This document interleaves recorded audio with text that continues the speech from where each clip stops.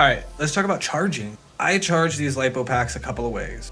When I'm at home, I have a big balance charger set up that I will frequently use. And that is this guy. And it's because I got it before I learned anything. This is heavy and big. You're definitely not gonna take it in your backpack with you. But it's nice to have it set up here. And I believe it's a 400 watt charger, so it can definitely push some amps out. I normally charge my two LiPos at 6 amps separately. So it's 6 amps, 12 amp hours each. It takes it 2 hours to charge. If I need to, I can always turn it up and get it done quicker, but that's my home charge. The road charge is much cooler, lighter, and efficient. I use the ISDT Q8 charger, and I think I've done a video about this before, but we'll get a little bit deeper into it and just how it's actually going to apply to the Bro and the, whether we're running 12 or 18S or 12S, 2P or whatever we're doing, how it's all going to come down to basically being the same charge setup, slightly configured. And it's the same thing I do with my MBS. So at work, I have actually just an old laptop power supply, the biggest, fattest one that I could get. It'll deliver about 7 amps. So I'll plug this into that and I can charge at 7 amps off of that at work. And that gets divided to 3.5 per battery with the MBS because I'm running 2 of them in 12S, and then I break it down and put it into 2P configuration. So let's take a look at it. All right, so with this charger here, with this power supply, and I believe this is for like a 3D printer, I can charge at 14 amps off that ISDT.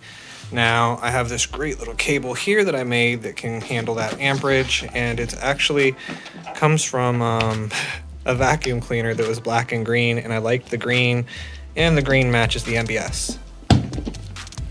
So we put this guy together here. This is Aaron's invention, and I recommended that we added a USB charger to it, so we did. This guy's like 30 bucks, 40 bucks, something like that. I'll put a link in the description. Aaron designed this, and then these parts are like super cheap. You plug this into your DC inside on this, and you really can't see it too well. I guess if I turn it like that, you can kind of see. And out here is where we have our out. So we would have to use an adapter to charge one of these guys, and we'd only be able to charge one at a time. I have been using this to charge the MBS. So using this Y adapter to charge 2P of these guys. Now I've made a new adapter for that.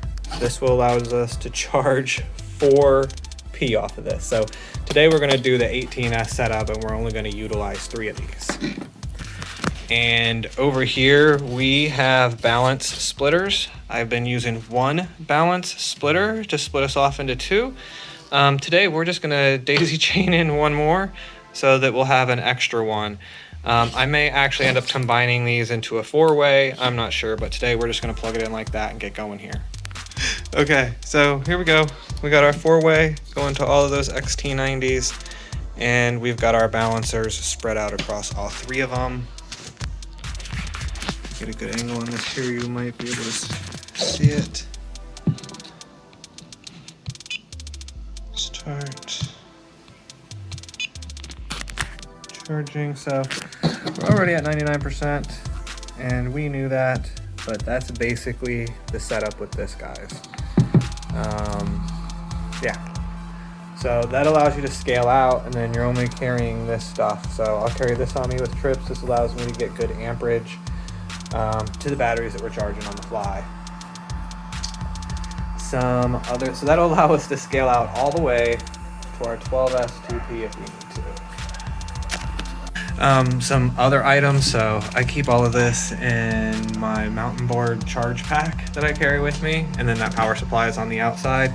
Other things that I carry in there, apparently I carry this, and I don't know why. I don't think it should be in there, but it is. Anyways, I'll figure out what's up with that. I carry a mini USB charger and a USB-C charger, so I have that on the fly. I also carry this guy, which is an ISDT Battery Go BG8S. So this just allows you to check the voltage on up to 8S batteries and see where they are. It's really good before a ride. If you can't remember whether you charged your stuff, you can just plug them in and see where they are voltage-wise, see what the percentage is on it.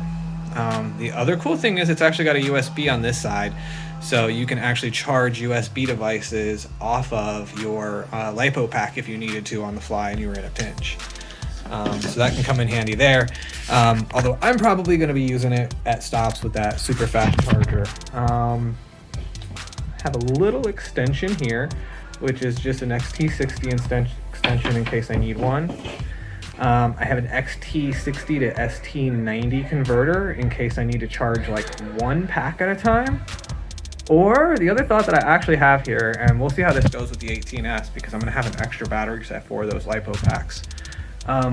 Could I carry one of those LiPo packs with me, the extra one, have it fully charged, and then on the fly hook that one up to my ISDT Q8 and charge the 3 batteries and just trickle back into them. Now obviously the maximum ability there would be a third plus heat reduction, so maybe I could add 20% to the 18S pack, maybe 25. I'm not sure, but it's something I'm definitely gonna give a shot and try and see if that works.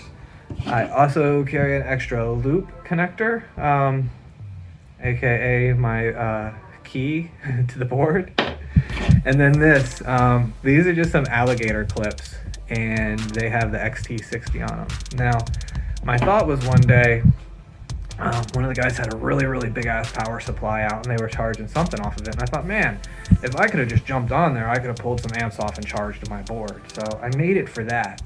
But then like one day, legit, my battery on my car was acting flaky, and I used this power supply here and the ISDT, set it for a lead acid battery, set the settings right, and I trickled charge, topped off the car enough to turn it to drive down and pick up a new battery because the battery was just needed to be replaced. Anyways, that's what's up with the charging with these mountain boards, and it's kind of the solutions that I've come to. I'm also always looking for better solutions, but yeah, that's how I'm managing these LiPo packs on these mountain board style boards. What do you think? Drop me a comment below. I'd love to hear what you guys think of this. Yeah, I find it super interesting and fun, just this whole frickin' thing. Love you guys.